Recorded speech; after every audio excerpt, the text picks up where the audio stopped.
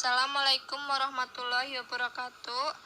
Kami dari kelompok 8 yang beranggotakan Wiwit Restiana, Meti Andriani, Herliana Abdianti Setiawan, dan Indah Mulyani. Di sini kami akan menjelaskan tentang konsep legal, limit, and leading. Saya Indah Mulyani akan menjelaskan materi tentang konsep legal, limit, dan leading. Legal, limit, dan leading adalah jumlah batas maksimum penyediaan dana oleh bank berupa fasilitas kredit yang diberikan kepada satu debitur dan atau debitur grup yang diperkenankan terhadap modal bank. Legal, limit, dan leading merupakan instrumen kebijakan Bank Indonesia yang berlaku baik bagi bank syariah maupun bank konvensional. Istilah tersebut dalam dunia perbankan sering dikenal dengan nama batas maksimum pemberian kredit. Latar belakang ditetapkannya ketentuan batas maksimum pemberian kredit atau legal, limit, dan leading adalah agar bank melakukan penyebaran resiko dalam penanaman dananya sedemikian rupa agar tidak terpusat pada peminjam, kelompok peminjam, atau bahkan sektor tertentu. Konsentrasi pemberian kredit dapat mengakibatkan resiko yang sangat besar bagi bank. Itulah sebabnya Undang-Undang Perbankan mengatur secara eksplisit ketentuan batas maksimum pemberian kredit. Dalam pasal 11 ayat 1 Undang-Undang Nomor 7 Tahun 1992 tentang perbankan sebagaimana telah diubah dengan Undang-Undang Nomor 10 Tahun 1998 menyatakan bahwa Bank Indonesia menetapkan ketentuan mengenai batas maksimum pemberian kredit atau pembiayaan berdasarkan prinsip syariah, pemberian jaminan, penempatan investasi, surat berharga, atau hal lain yang serupa yang dapat dilakukan oleh bank kepada peminjam atau sekelompok peminjam yang terkait, termasuk kepada perusahaan-perusahaan dalam kelompok yang sama dengan bank yang bersangkutan. Bank yang didirikan dan berkantor pusat di Indonesia terdiri atas satu modal inti. Modal inti terdiri atas modal disetor, modal sumbangan, modal cadangannya dibentuk dari laba setelah pajak, dan laba yang diperoleh setelah perhitungan pajak. 2. Modal pelengkap.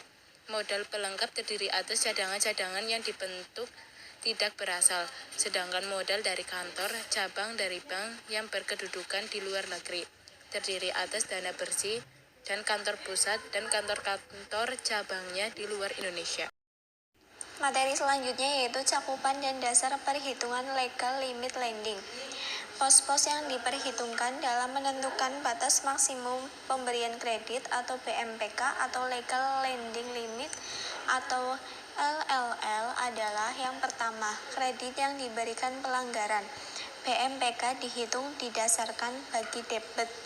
Pengertian bagi debit tidak termasuk bunga aktual pada pos rupa-rupa aktiva dan tunggakan bunga atau bunga dalam penyelesaian pada rekening administratif.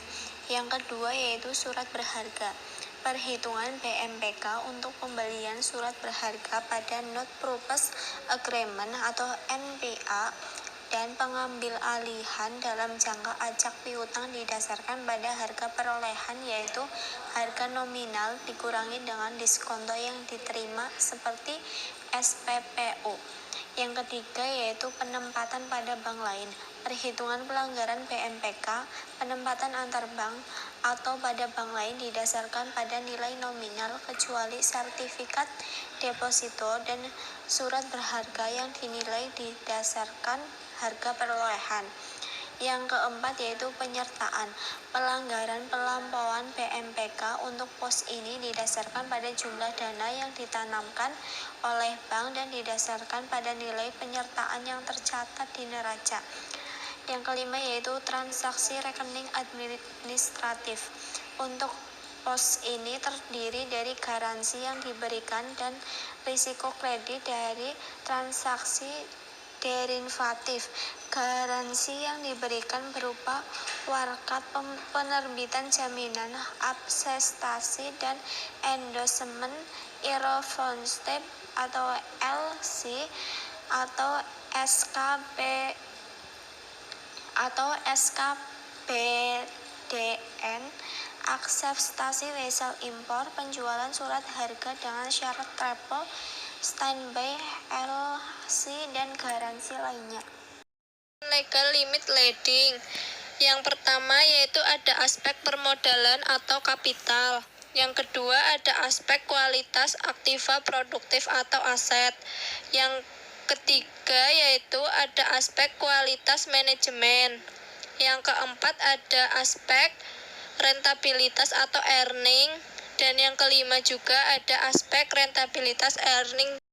Demikian presentasi dari kami. Apabila kami ada kesalahan dalam menyampaikan, kami mohon maaf yang sebesar-besarnya. Wassalamualaikum warahmatullahi wabarakatuh.